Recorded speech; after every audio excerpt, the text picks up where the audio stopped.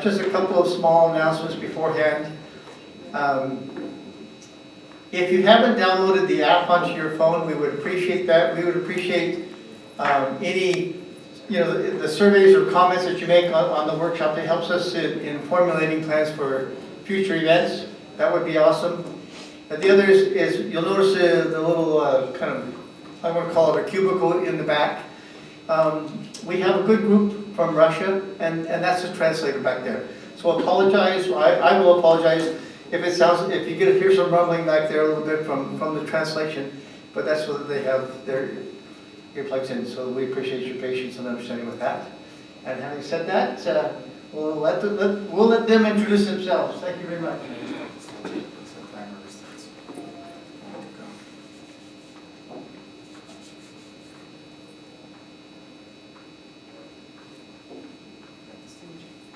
Hey everybody, apologies I don't know how to say hello in Russian, but we'll give you an American hello, and good afternoon or good evening.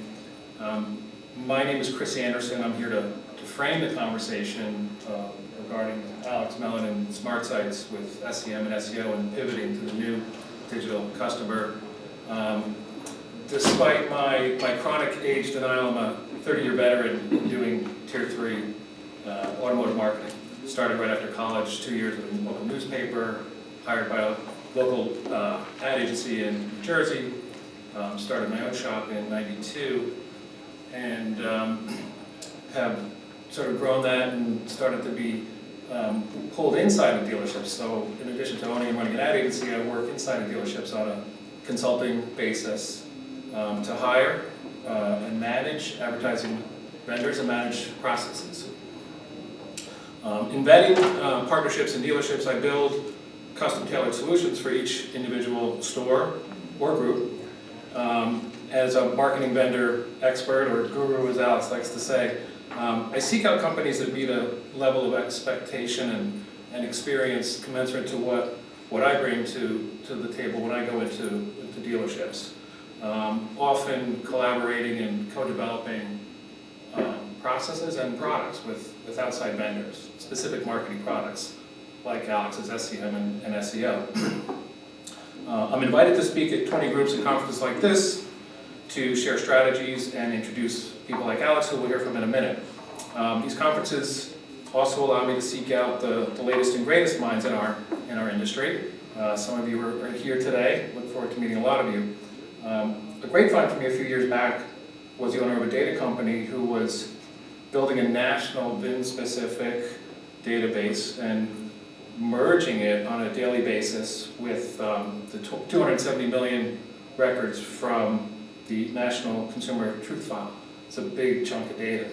So he was building this industry-leading, at the time, large database that had all the data points, all the data touch points for every customer, not just their name and address and what they're driving, but their IP address to all their devices, their social media accounts, email accounts, and postal records. Excuse me. At the time, I saw enough potential to fly from New York to California after meeting him at a conference like this, to vet it, help him build the platform.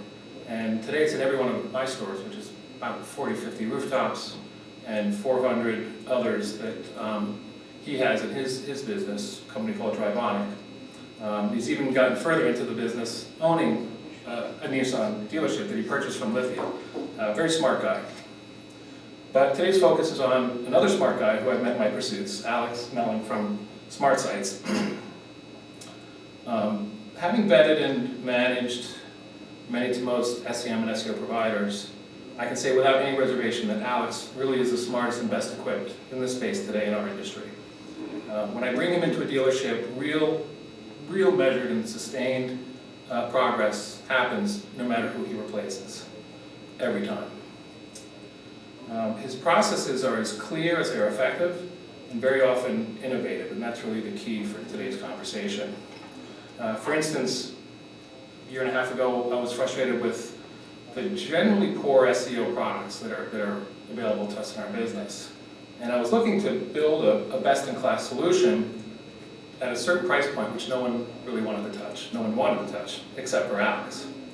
The result was a well-priced monthly schedule of content and link building that we bring into a store and regularly see, for a decent price point, 50% growth in organic traffic, sometimes 100% growth. It really is a no-joke product, and again, building it, the reason no one wanted to touch that price point is there's a lot of profit in SEO, a lot of the providers that are out there. So I negotiated with Alex to structure it a certain way, at a certain price, to deliver those kind of results at an affordable price, reasonable price. One other example, I recently challenged Alex to find a better way to target competitors' customers in the Google search without specifically bidding on their names, which many of you know is not allowed per manufacturer covenants. Alex then co-developed and co-piloted with Google a program that remarkets to everyone who searched for a competitor's name right from the search bar, but it's a remarketing tool. So as a remarketing tool to keyword search, the remarketing program is very cheap, very effective, and easily segregated to measure not only traffic but conversions. And we've kind of morphed it into specifically looking to target specific zip codes where we have a competitor that is pumping in very strongly into our market in the store. So if we know that dealer ABC has got a very high pumping rate to our market, we will remarket to people searching for that store at the best density that we can, just in that area. Not necessarily zip code, but that radius. So today Alex will discuss pivoting your marketing to address changes in consumer behavior. But I'll close with just a reminder to everybody that we should always be pivoting every day. And no matter your marketing teams, an outside agency, an inside team, challenge your marketing vendor partners to explain what they know about the changes today and what they're doing about it. Specifically, what new tactics and strategies are you working on now? What's in the pipeline? What is on the horizon? When will you make this available? When will I see it? Keep them honest. And how can I get involved in the rollout? Get in on the ground floor. It'll mean that you're ahead of the curve if something like this remarketing program comes to market, which it is now. And a lot of your agencies and teams are probably looking at it, maybe have talked to you about it, or maybe not. It does take a little bit of extra work in the back end. So if you ask these questions regularly, you will pivot ahead of your competition in a market where, as we all know, change is happening at an ever-increasing rate. And with that, let's hear what Alex has to say about capturing the new digital market. Customer, excuse me. Thank you, Chris. Microphone. Perfect. Hello, everyone. Thank you for the intro, Chris. I'm Alex. I'm the co-founder of SmartSites. We're one of the fastest growing, often ranked most innovative digital marketing agency. It's a company I started with my younger brother 11 years ago now, and since then we've grown it from 2 people to we're almost 250 now with offices in 6 different countries.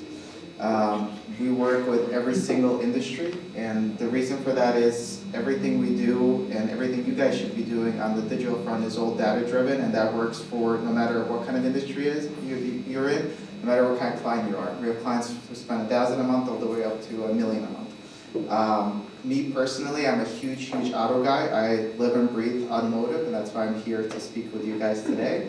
And I think we have about 30 minutes together, and during that time I'm going to go through some of the more innovative things that I've seen both our company do and really being done in the industry.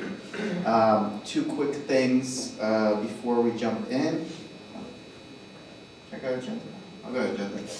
2 quick things before we jump in. So all of the slides will have a number at the bottom. So if you have a question about a specific slide, just write down the number, and then at the end you could reference that slide and I'll pop over. Number 2, in the end, I'm going to have a thing that you could connect with Chris and I on LinkedIn. So if anyone wants this deck, you don't have to take pictures. Feel free to take pictures, but if you want this full deck at the end, just message me on LinkedIn. I'll send you this full deck so you don't have to try to transcribe the whole presentation as we go through it. Perfect.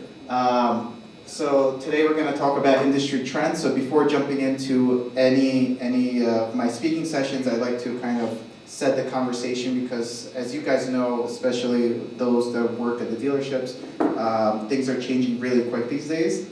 It used to, pre-COVID, it felt like it was changing quick, right? Things would change every couple of quarters. Now things are changing every couple of months, right? All of a sudden things are really good and really bad. Then you have too many customers, not enough cars, and you have too many cars, not enough customers. So before we jump in, we'll talk about the latest industry stuff. And the two main things I want to talk to you guys about today is reaching the right audience. So really advanced tools that you could and should be using to reach audiences that really I feel is cutting edge in automotive and any industry. And then we're going to talk about bidding correctly. There's a lot of different and new ways to bid for your audience. So those are the two major topics we'll cover today. Then I have a couple of things to consider beyond Google Ads because I know the world has become very Google Ads centric, so I want to introduce some other things for you to think about outside of that. And then we'll have the Q&A. Perfect. So we're going to start off with industry trends. You guys know this, obviously, especially those who work at a dealership on the ground floor, more so than anyone. But this is the world we're in right now, right? And this is from a consumer perspective. Everything is really, all the media is about how there's A, no cars, right? And B, car values are the highest ever. So from a consumer perspective, this is what they're seeing, and this is what they're exposed to. At the same time, it creates a huge opportunity and is one of the reasons there's been more and more demand, obviously more than supply, but so much demand because all of these people are being brought into market that weren't before, right? So you have people that have a used car that they thought about getting a new car, but I'll just keep my car, and all of a sudden media keeps bombarding them with your car's worth more than ever before, used car prices are up, car scarcity, right? All of a sudden that brings that consumer into the market that wasn't in the market before. So that's kind of what obviously you guys are dealing with right now. This is also an interesting stat. So this is from a couple months ago, but it's as relevant now as it's ever been. Out of 70% of people who are in market to sell their car in the next year, the survey was, when do you think is a good time to sell your car? Now, later, or I already passed it, right? 70% said now is the best time to sell the car, right? So this is the consumer mindset coming in, that literally now is the best time for me to sell my car. And then on this side, where would you sell your car, right? And a lot of people, obviously private party is always number one. People assume they get the most value, private party. But what's interesting is, first of all, dealers are number two, right? But aside from that, even though a lot of people say they prefer to sell private party, then they come back to a dealership to sell it because A, it's a lot easier, and they'll say I'm gonna sell private party, and they just don't ever get around to it. So with the dealership, A, it's easier, B, a lot of states have tax incentives, so even though a lot of people are saying that, it's still, dealerships wind up getting even more than represented there. Cool, so another data point just to represent this. So this is search volume, so it's a lot to absorb. This is search volume for people selling their cars. So this is people searching, I want to sell my car, I want to trade in my car, those kind of keywords, right? So this is from a consumer perspective. So 2021, we're pacing the highest ever. This doesn't have July, August, September data, but that wound up being even higher. So the last 3 months was all-time record on people on Google searching to sell or trade in their car. Literally, since Google started tracking this information 15 years ago, it was the most amount of people searching for this stuff. So again, before we jump in, just to kind of frame the marketplace, you have a lot of people who want a car to begin with. You have a lot of people who want to trade in or sell their car to get another car, more demand, right? And then you guys don't have a lot of inventory. So that's kind of where we are as a marketplace right now.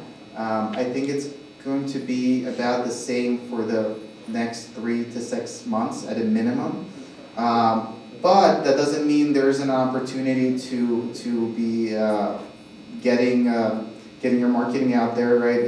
Acquiring leads and really building your pipeline for the future. Because as we saw during COVID, and Chris could vouch for this, the dealerships that just stopped their marketing altogether really did not do so well coming out of COVID, right? Because you really have to build your pipeline. So what I'm going to go through in the next couple of slides is helping you guys kind of foster these leads, these people who want to come in and sell their car or trade in their car or want a new car and you have nothing to give them, right? The idea is we're going to talk about the tools and efficient ways to really capture that audience and foster those leads and foster that pipeline until you have the inventory to sell them. So before we jump in, I have 2 more slides and then we'll get into the audiences and the bidding. So before I jump in talking all about SEM and all about Google Ads, I kind of like to put out here why that the presentation is very search engine and Google centric. The reason for that is, so this is a survey done of 50,000 people, I believe, and the question was, what is your #1 place to research cars, right? Search engines was 79%, obviously, followed by online video, dealer websites. On the right side is very similar, framed a little bit differently, but it's used in CPO shoppers. And the question was, which of these platforms do you wind up using to research a used or CPO vehicle? Almost 100% use Google in some way to search for a used or CPO car.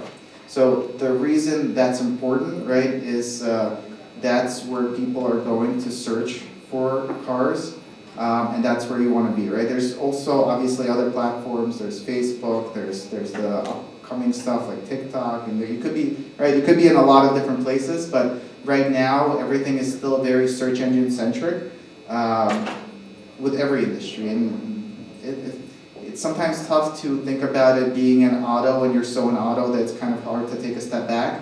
But if you quickly think about a different industry that you let's say you come home from work and you have all of a sudden your pipes leaking in your basement, right? Water's coming out, your pipes leaking.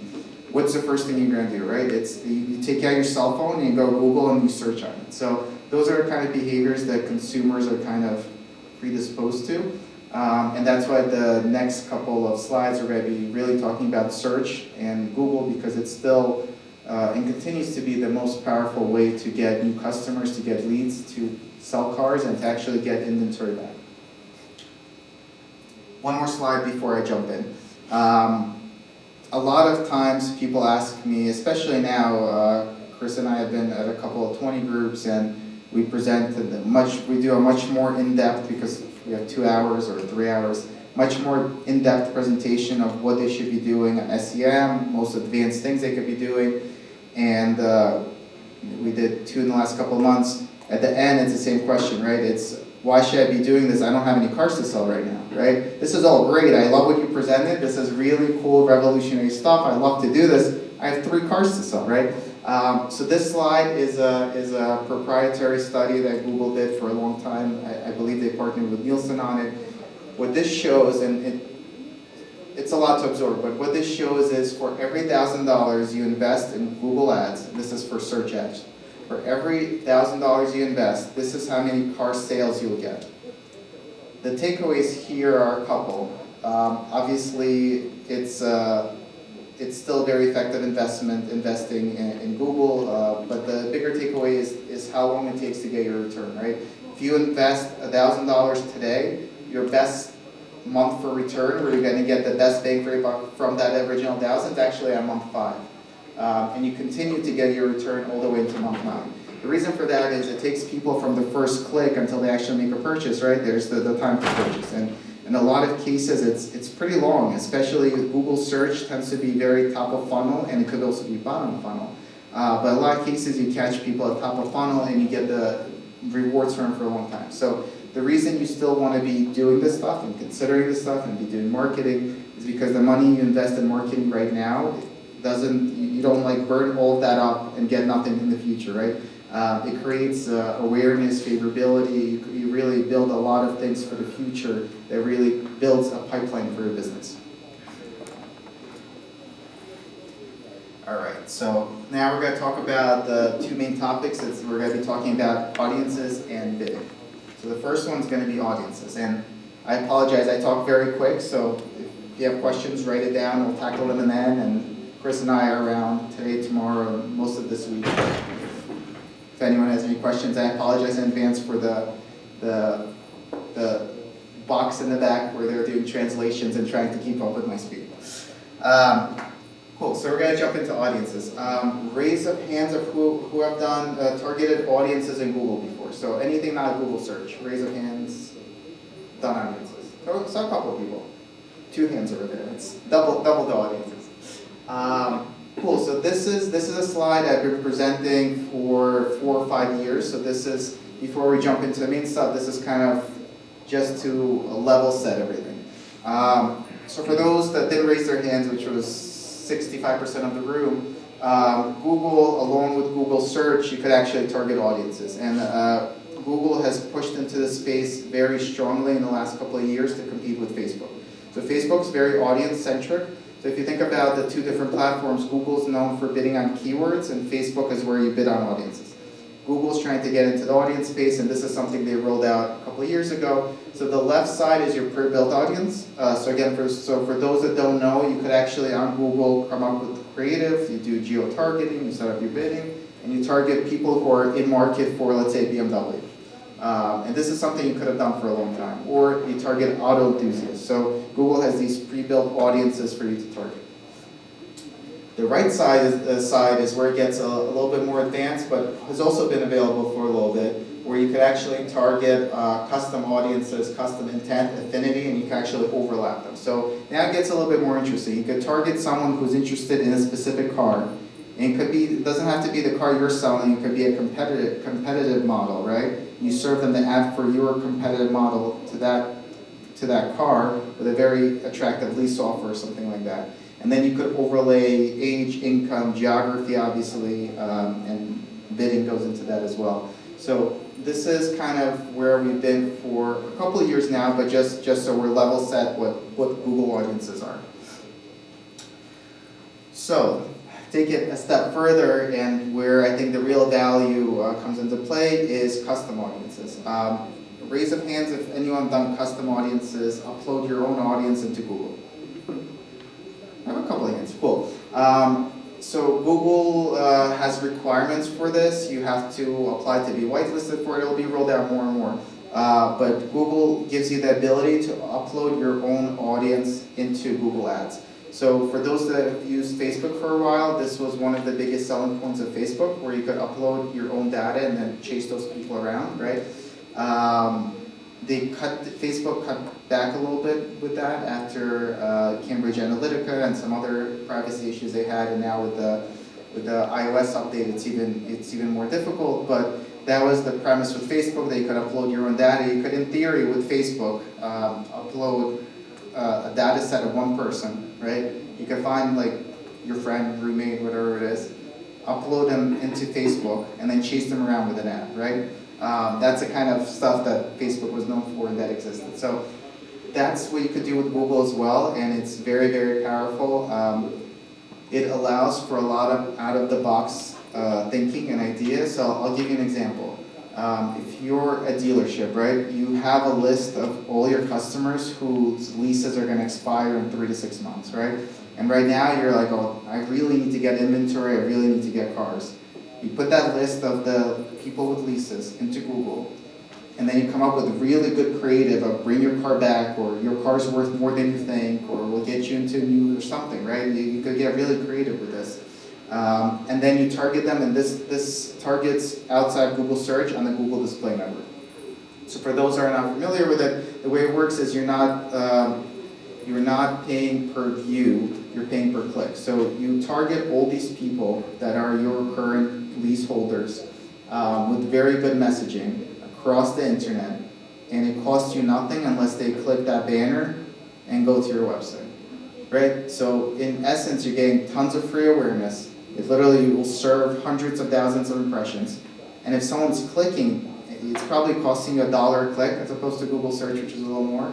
For $1 a click, to get someone who has a lease with you to click on a banner that says, bring back your lease, it's invaluable, right? So for literally hundreds of dollars a month, you could get really crazy results from your own audience. And you could do a lot of really creative things with this. Similarly, you have a list of anyone who's gotten service from you, right? And then you could upload that list and target people who have not come in for service for a year, let's say. And even on top of that, you could do a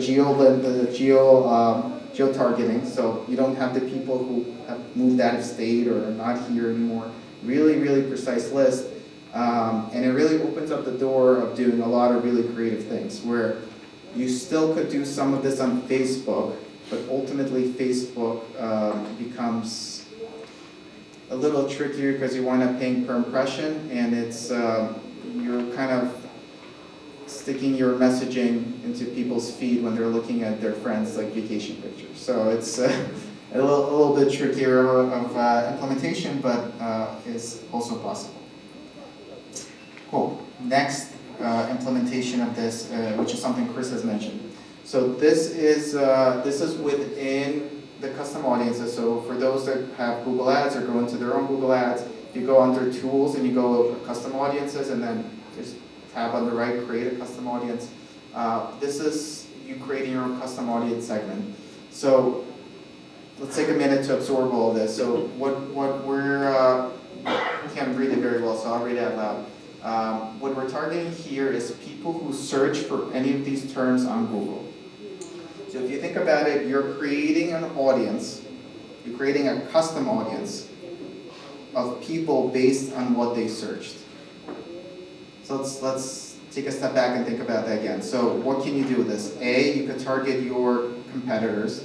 You could target a dealership across the street from you. And again, this is within compliance guidelines because you're not bidding on anyone's keywords or anything like that. You're creating an audience of people who have searched for that keyword. And then you're targeting them outside of Google where it's cheaper to target them. You could even get more creative and target people who have searched for your brand and show them creative that shows your 5-star reviews to build brand favorability. This is super, super, super powerful because again, to read this again, you're creating a list of people who have searched for any of these terms on Google and making them into an audience. And then of course, like anything else within Google, you could overlay bidding on this, geography, anything you want on top of this audience to create your campaign. Cool. Has anyone done anything like this before? Created custom audiences like this before? A couple nods. Cool. The people who have done it, good job. This is I've seen very, very few people doing this, and it's very powerful. I think it's very powerful now, where you don't necessarily need to target someone searching for a car model that you don't have anyway, but you could really start building different parts of your funnel based on what people are searching. Again, you could literally create an audience of people who are searching for your reviews, like your dealership name plus the word review, or even just your dealership name or a competitor name, like in this case. Cool. So this slide is a lot of going on. I'll just touch upon it very briefly that on top of everything we just talked about, you could now create a lot more complex things. You could import your first-party data into Google, and Google could create similar audiences based on that, kind of like Facebook's been doing. This gets super, super complex as a presentation in itself, but I just wanted the slide to be in here so people are aware that this is also possible within Google.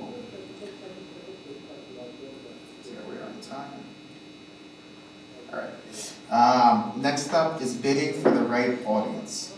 So this is also really important. So in the first section we covered getting different audiences and more advanced tools of how to get audience.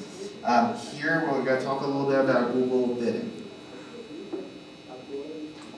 So this is in chronological order. We're going to start all the way on the left side.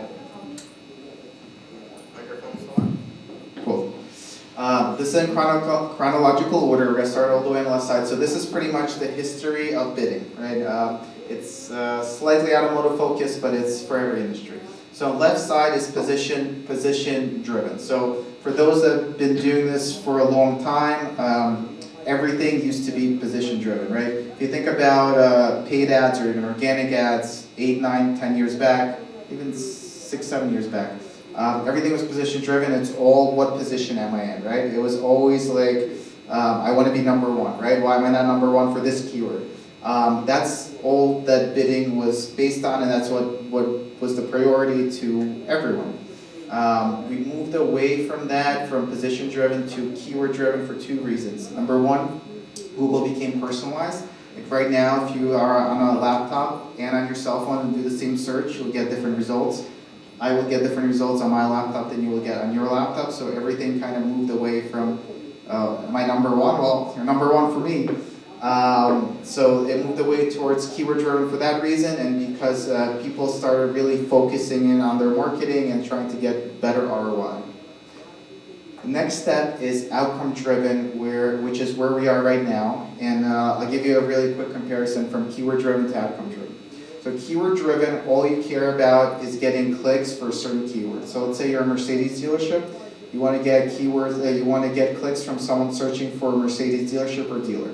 That's all I care about, I just want to get the clicks. That's keyword-driven, right? And that's how the auto industry and most industries have been for a while. I still see a lot of that kind of bidding going on in Google Ads accounts. So if you're doing keyword-driven bidding, you're usually doing manual bidding or just not tracking conversions, or really just, I just want to get as many clicks for that keyword as I can get. Outcome-driven, where we are now in terms of best practices, is a little different. So with outcome-driven, as opposed to just getting clicks for those keywords, you now care about outcomes, which in this case are conversions. So take a step back. Ultimately, what do you care about from generating from the money you spend on Google, right? It's no longer just clicks. You really want to get the phone call, the lead, someone walking through the doors, right? If you want to get some more data to do A/B testing and such, you go a little bit higher funnel, you do VDPs, let's say. You want to track all of those, right? So right now, or what's been for the last year or two, best practice is you have to set up all those conversions within Google Ads. Either set them up or have them import from Google Analytics. And you start using some of Google's machine learning and AI bidding to really adjust for those people. So before, for the last 10, 15 years, everything was done a lot more manually. So you would say, oh, on Mondays, I really don't get a lot of business. I spend just as much money, but I get less business. Let's bid less on Mondays, right? That was the kind of the mentality that was used. Or I see that on mobile, I'm not doing as well. Let's bid less on mobile. So you would, and this is something agencies would do and clients would do. You would manually adjust your campaigns maybe once a month as the data came in. The latest best practice, and the way you should have been doing it now and for the last couple of years, is really conversion-based and letting Google's AI and machine learning control the bidding. So if you feed in your data, if you have the goals in Google Analytics, feeding into Google Ads, Google does what's called auction time bidding. So they could adjust the bidding on the fly. If you have machine learning set up and everything set up, so Google on the fly knows that this person is a male from a specific city that converts better for you, and males convert better for you, and he's in a mobile device that converts better for you. So we're going to automatically bid higher for that person because we know he's more likely to drive you a conversion. So that's what outcome-driven is, and that's I would hope that most people are doing outcome-driven now. If you're not sure, make sure you go into your Google AdWords, see if you're tracking conversions at the very least. First step is to make sure you have conversions linked up and tracked and all of that, obviously. You can't be outcome-driven if you're not tracking any conversions. The latest and greatest, and something you guys are going to see in the next 1, 2, 3 years, depending how quickly the industry adopts it, is value-driven. So the way value-driven works is very similar. So you have your conversions. Let's say you have your VDPs, phone calls, store visits. Now you assign a value to it, right? And that's what makes the most sense. Like how much value do I get from a store visit versus a VDP, right? It could be exact values. In e-commerce, it's a little bit easier to get values. Even if you don't have exact values, you could do ratios, right? How much more valuable is a phone call versus a VDP? Once you set that up, you could actually let Google's machine learning automatically optimize, not for the conversion, right? Not all conversions are equal. A VDP is not a store visit.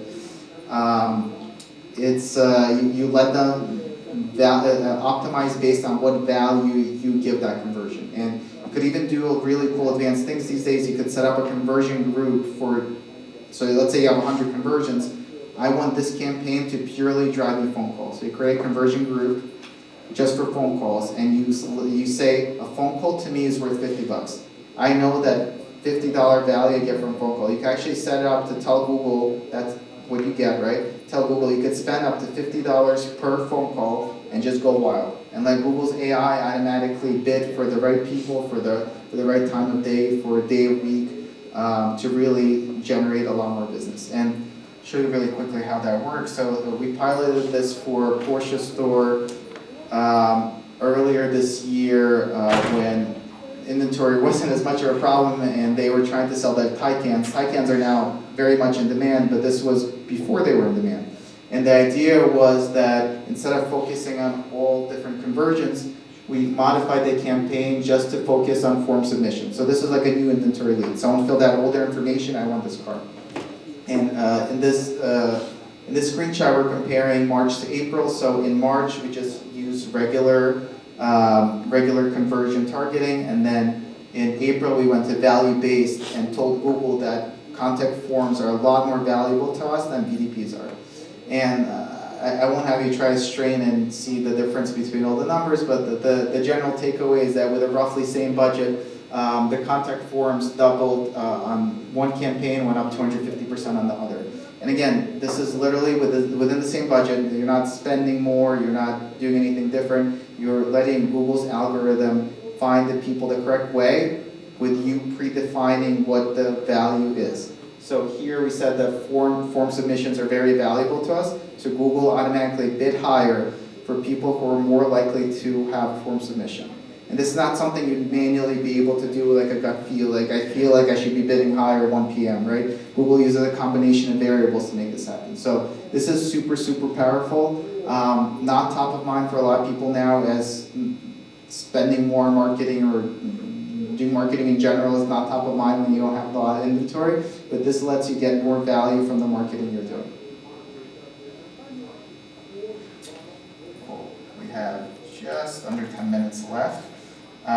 So those are the main two topics. I think both are really revolutionary, and if you apply it correctly at the dealership, between the two of them, you'll get better leads, right? Target better audiences and get more ROI from your money. And so really straightforward. You don't lose out from doing any of this, right? You don't have to spend more. You just have to make sure it's being done. For those that work with your website provider to do your marketing, or with a marketing agency, it's all about starting the conversation, right? All the marketing agencies could and should be doing this stuff. Sometimes you just need to prompt them, but that's why I'm here, to make sure you know the questions to go back and ask them. And for those doing it internally also, you could have your internal teams look into it. Nothing here is proprietary. Just to add too, Alex, Yeah. In the real world, with our stores, the lease, uploaded that lease portfolio, Audi of America gave us a pilot and took it. It worked so well, we had a few Audi stores. It really did work, and it did help lease penetration. So you can look at those numbers, and you don't have to decide, I have a gut feeling, did it work or not. You look at your lease penetration as you do that. Yeah, so with Audi, we uploaded contacts of people whose leases are expiring very soon, and prompt them to come back to a dealership to get a new lease from them versus straying to a different brand. And the cost was super low because, again, you're not paying all the awareness you get from their ads serving all the time is free. You're paying for that one click, and then when someone clicks, it's $1, right? So even if you get 54, I think we had 54 people click to come to get the return their lease. It cost them like $54, right? It's like pennies for the value you get. And then you also had 10,000 other people that saw this messaging every day that might have not clicked, but will come back to a dealership anyway. But the pilot dealer felt it. If you asked the sales manager or whoever's in charge of taking the lease returns, did you feel anything? And that's often what comes back to me is like, well, sometimes we do something, I didn't feel it. The data may show otherwise. They felt it. The other thing, just lastly, is you mentioned the Taycan. Obviously, you're a Taycan fan. This is rolling out really well for phone calls. So you set the buy for phone calls. Anybody wants to do a good credit campaign. We all know that the credit customer is not necessarily the best digital customer in most stores' sales practices. I don't want to speak for everybody, but if you're set up, you want that phone to ring, you want to talk to people, you want to get them set up to come here and set the appointment, you set the buy just for the phone call, and the buy will behave differently than otherwise, and you'll get more phone calls out of it for that credit. Cool, so we have a little bit less than 5 minutes left together, so a couple parting things. So again, the slides have been very Google Ads centric, just because it's such a big market share of search and how people find anything these days. But I want to introduce two other quick things for you guys just to be aware of and keep it top of mind as I think as inventories come back and as marketing comes back and thinking about how to market differently comes back, this will be really, really important. Number one out of the two is going to be Microsoft Ads. So quick raise of hands, who has done Microsoft Ads? Bing, it was called Bing Ads, then became Microsoft Ads. Bing is now back to Microsoft, both for ads and search. I think literally just got switched back. So not a lot of people. So these stats are from Microsoft, so please take them with a grain of salt. They're mostly accurate, but obviously it's from their perspective. Microsoft offers a very good supplemental way to advertise on top of Google. The reason for that, and it's not in these slides, is people who use Microsoft Search are different from people who use Google. So if you think about it, most people in the room are probably Google-centric. If you search, you go to Google. I'm guessing there's no one here that both goes on Google.com and AOL.com every day, right? So people who are on AOL and Yahoo on Microsoft are I think it's something like 98% unique from people on Google. So it's a unique audience that you're not going to reach with Google or any other way. The other three reasons to consider Microsoft, other than those stats over there, so three really quick things. On the we'll go from left to right. Microsoft has recently partnered with a lot of different smaller niche search engines. So if you guys are familiar with DuckDuckGo, they're a privacy search engine that's been around for a long time. Their market share grew, I think, 10x, but then it's from like 0.1% to 1%. So they're still small, but they're growing. So Microsoft partnered up with a bunch of different niche search engines like that. So if you go on DuckDuckGo and you search something, you should try to search your dealership when you're back at your physical location. The ads there are powered by Microsoft Ads. So the only way to get your ads on all these niche search engines like DuckDuckGo is through Microsoft Ads. Number two, for those that use Windows computers, you might have noticed you get this little weather thing pop up now. Those who have updated their computers recently. Microsoft just rolled this out, so if you click the weather, all this stuff pops up that's local to you. Most of these things click into Microsoft. So this will increase their market share and get a lot of people in there. And third, as many people probably know, Microsoft bought LinkedIn a couple of years ago. It took them a while, but they finally integrated in. For those that advertise on LinkedIn, you probably know it's really expensive. With Microsoft, you could now target LinkedIn audiences. So let me say that again. You could target people just like you can on LinkedIn, like certain professions, industries, careers, but on Microsoft. So literally the audiences are linked up. And in the last 2 minutes, just really quick, obviously most people here are familiar with SEO, but I still think, and this slide is from, I do an entire 2-hour session on SEO, so I'll try to do it in 45 seconds. SEO is still super, super important. A lot of agencies still sell it as like a mystery box, like pay me this money and then mystery things will happen and your rankings go up, right? It's actually very simple. There's three main pillars. There's other things that go into it, but 90% of it is these three main pillars. Unique content, relevant links, and technical errors. So you want to make sure you fix the errors on your website, that everything has the headers and tags and everything Google likes. You want to make sure you have authoritative, relevant websites that link to you, and then you want to have unique content. So over here on the right side, I did a search for luxury sedan, for example. So the question is, why is US News higher than Car and Driver, right? You can actually, there's third-party tools where you can pull up how much relevant links and unique content they have, and know exactly what you need to get to be that position. So most cases, you know what you need to invest in to get to that position of where your competitor is. And in this case, unique content's what got them there, right? US News by themselves is not a car publication, right? If they did not create that piece of content that says 14 best luxury mid-sized cars, it would not be there. So content gives you the opportunity to show up in search, and links gives you higher authority, slowly your authority builds, and you get higher up, and then ultimately, and this is from automotive, but ultimately it looks like this. If you're doing SEO and your organic traffic doesn't look like that, you're not doing backlinks or you're not doing enough unique content. And although it's really just putting in the hours, you got to be creating unique content, and a lot of people focus on the content and don't do any linking, especially in the auto industry. I don't see a lot of agencies selling that you need to do outbound links, right?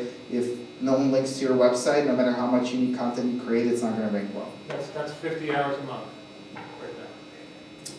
And I think literally to the minute, last slide. So Chris and I are here for a couple days. Definitely grab Chris and I. I personally live and breathe this stuff, and I talk about it all the time. So grab me anytime. If you guys take out your phones and you go to camera, so you don't want to take a picture, you just want to go to camera, and you go over the QR code, it'll pull up Chris and I's LinkedIn, and connect with us, and I'll send you the slides or any questions. Literally just, if you go camera mode, you don't even have to press the picture, you just go over it, it'll pop up saying press this link, and it takes you straight to our LinkedIn, and you can press connect. Cool. Do we have time for questions or no? Are there any questions? Questions?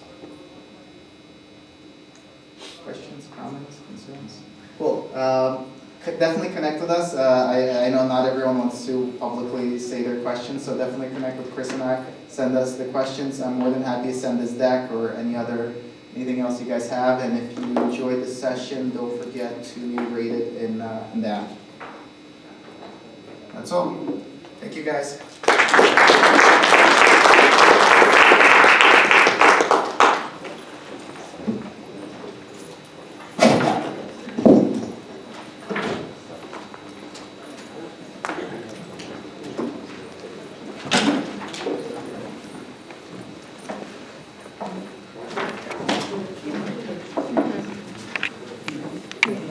Thank you.